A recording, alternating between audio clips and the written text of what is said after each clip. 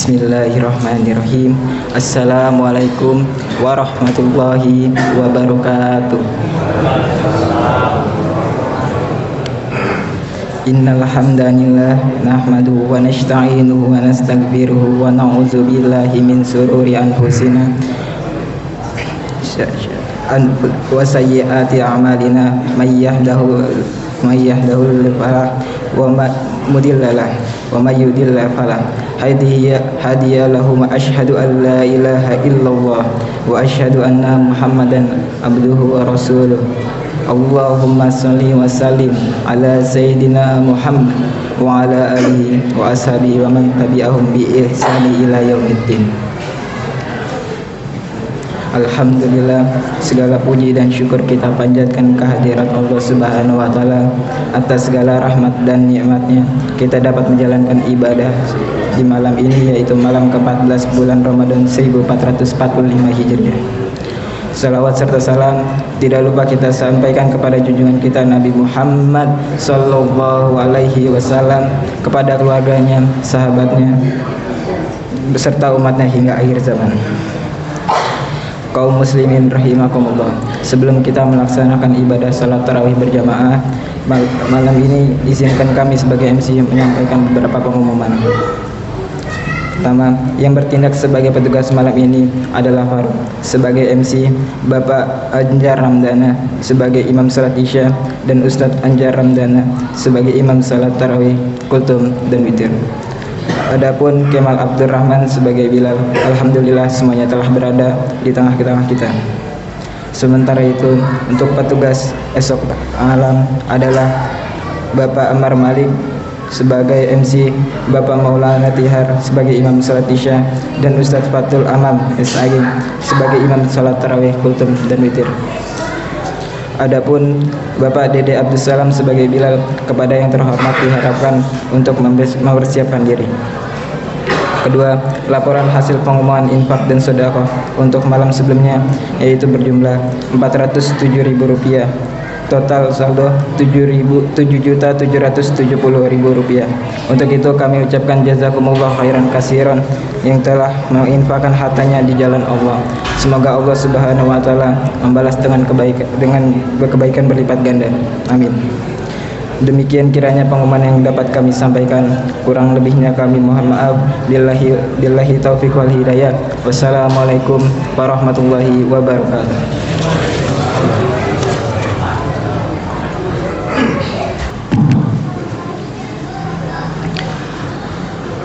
Bismillahirrahmanirrahim. Alhamdulillahi rabbil alamin. Wassalatu wassalamu ala asrafil anbiya'i wal mursalin wa ala alihi wa ashabihi ajma'in, amma ba'du. Ba'da tahmid wa salawat, assalamu alaikum warahmatullahi wabarakatuh.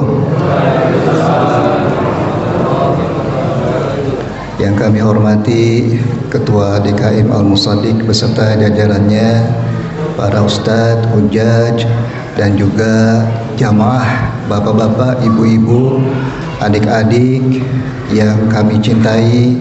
Mudah-mudahan Allah Subhanahu wa taala senantiasa memberikan keberkahan untuk kita semua. Segala puji syukur kita panjatkan kehadirat Allah Subhanahu wa taala, Rabb semesta alam. Kita telah diperjalankan dalam bulan Ramadan ini memasuki hari ke-14.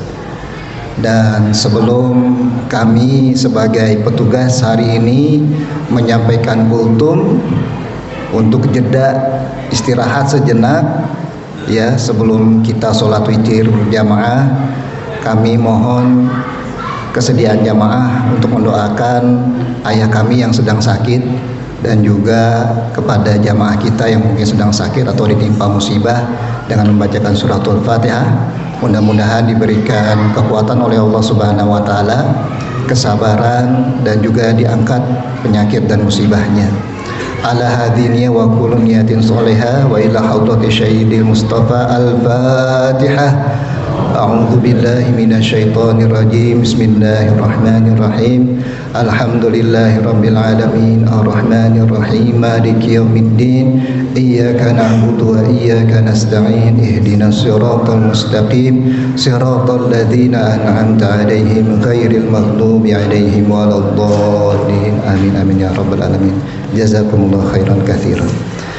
Bapak-bapak, ibu-ibu, ketika saya diminta untuk mengisi kultum pada malam ini, saya tuh berpikir tentang beberapa tema.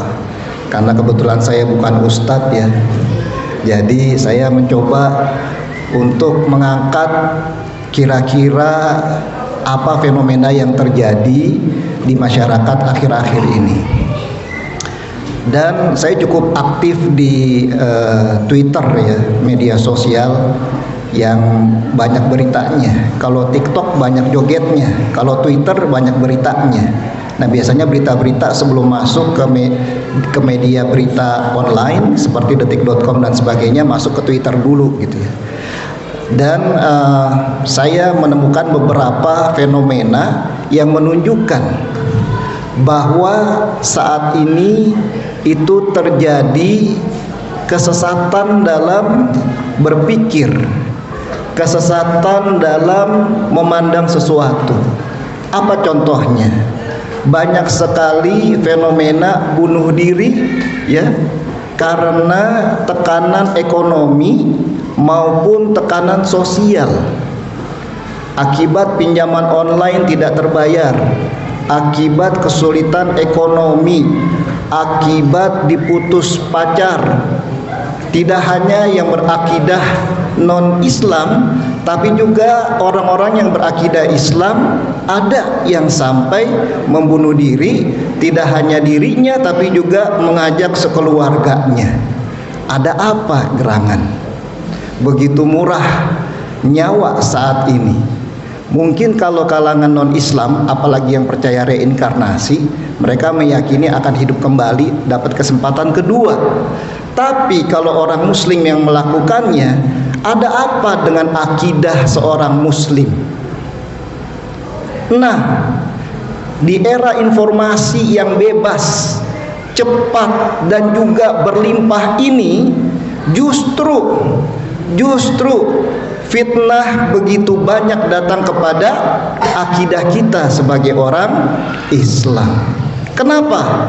Karena pandangan hidup kita sudah mulai tercampur dengan pandangan-pandangan yang berada dari luar Islam, yang berada dari luar akidah Islam.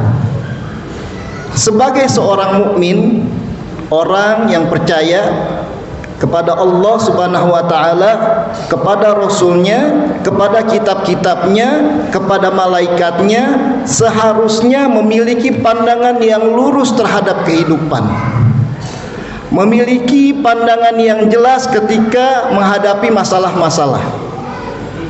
Kalau sekarang di media sosial TikTok ya, orang-orang itu senantiasa untuk mempersolek rupanya, mempercantik dirinya supaya banyak yang like dan subscribe atau FYP atau sebagainya. Padahal di dalam Islam itu sendiri diajarkan, innallaha la yanzuru ila suwarikum wala ila amwalikum walakin yanzuru ila qulubikum wa a'malikum. Sesungguhnya Allah Subhanahu wa taala tidak memandang kepada rupa kalian dan juga tidak kepada banyaknya harta kalian, tetapi yang Allah pandang adalah qulub, qalbu, hati, wa a'malikum, dan perbuatan kalian. Manusia sekarang dengan era informasi yang sangat terbuka ini menjadi turun akhlaknya, menjadi turun moralnya, karena yang dikejar adalah keinginan untuk diperhatikan orang lain, keinginan untuk terkenal. Dan ini di dalam Islam sebenarnya adalah syirik kecil yang sangat-sangat halus yang merusak akidah kita. apa yang dinamakan dengan ria. Dan dulu sebelum ada medsos, kita sudah berulang kali diingatkan oleh ustadz-ustadz kita, kiai-kiai kita, hati-hati dengan penghancur amal. Apakah itu? Ria. Begitu ria, amalan kita akan hangus seperti api yang membakar kayu bakar. Tetapi sekarang zaman berkebalikan. Justru kita ingin menampakkan amal ibadah kita di medsos-medsos agar orang menyukai kita. Bahkan di dalam YouTube ya, itu juga ada video komentar salah seorang ulama dari Haramain. Itu yang mengatakan bahwa jemaah umroh haji Indonesia itu paling banyak selfie-nya dibandingkan dengan ibadahnya. Datang ke Ka'bah selfie, datang ke Masjidil Haram selfie, datang ke Masjid Nabawi selfie. Hati-hati, hati-hati, hati-hati. Karena apa? Itu adalah syirik kecil yang sangat halus. Mungkin saja dalam hati ada bisikan yang mengatakan, ayo tunjukkan kepada orang agar mereka mau beribadah. Tetapi yang namanya ria itu ada bisikan kecil, bisikan halus yang ada di dalam hati kita yang ingin terlihat bahwa kita sudah pernah menjalankan ibadah umroh, bahwa kita sudah sampai ke Masjidil Haram, sedangkan teman-teman kita belum. Hati-hati. Apalagi seorang muslim ketika ditimpa oleh musibah, pandangannya, sudut pandang adalah surat Al-Insyirah, alam nasrah laka sadrak wa wada'na anka wizrak, seterusnya inna ma'al usri yusra fa inna ma'al usri yusra. Seorang muslim, seorang mukmin ketika dia ditimpa masalah bertubi-tubi, apa yang akan dia pikirkan? Sebentar lagi akan ada kemudahan. Berbeda dengan orang zaman sekarang. Ketika ditimpa masalah, masuk ke dalam TikTok, buka video-video atau lagu-lagu melankolis, sehingga kesedihannya semakin mendalam, terus menusuk-nusuk. Padahal seorang muslim apa? Begitu dia ditampakkan dengan kesulitan-kesulitan, ini adalah jalan saya untuk bersabar. Hati-hati, hati-hati, hati-hati.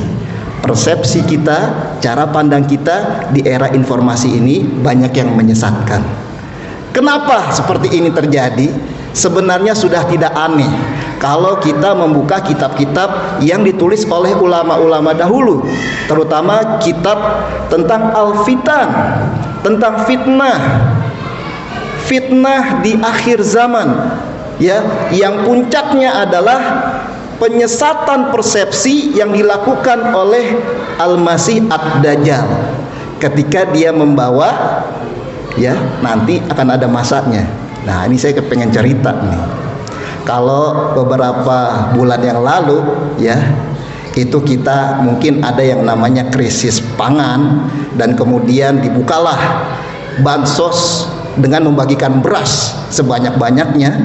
Kita tergoda, ya, kita tergoda. Nah, saya nggak terusin nih karena udah kaitannya dengan politik dan sebagainya, ya, saya nggak terusin. Tetapi, ya, ada pengaruh dari orang yang mungkin punya kuasa, yang mungkin punya harta yang banyak, agar kita mengikuti yang mereka mau karena kesulitan kita. Karena kesulitan kita, ibu-ibu ngantri minyak goreng ada yang sampai meninggal. Naudzubillah min dzalik. Kasihan ibu-ibunya, tapi juga orang-orang kaya muslim yang ada di sekitarnya dosa. Hati-hati, hati-hati, hati-hati.